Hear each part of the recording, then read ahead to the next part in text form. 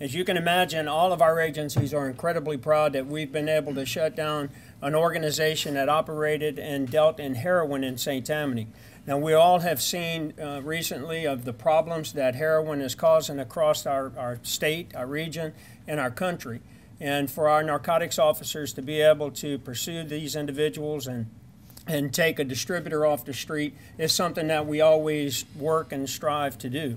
It's one thing to arrest the user, but when you can actually take down an organization and arrest a distributor, that is true success in enforcement.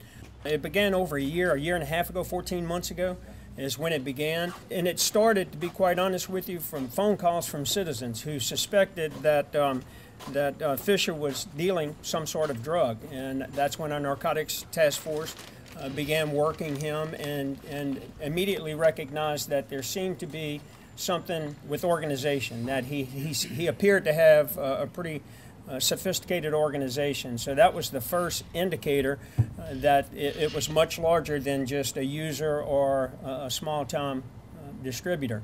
So with that, as you heard Jason talk about, reached out from the task force perspective to the state police and began working with them to deploy every available narcotics enforcement technique that they could, and it brought down the organization. Heroin has been described as one of those drugs that try it one time, you're hooked for life, and sometimes life is very short.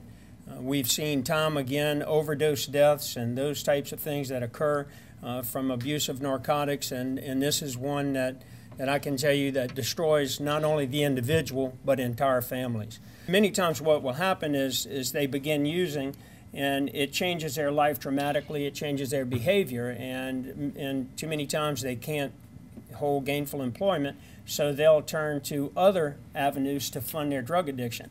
What we can tell you from a law enforcement perspective is too often they turn to crime, burglaries and thefts in order to steal your property, sell it, and go buy the drug. In this situation, I'm sure most, if not all of them, fell into that category. You know, heroin is one of those things that the only way you will keep heroin and many other drugs out is through incredibly strong law enforcement. And I think that's what you see playing out here today.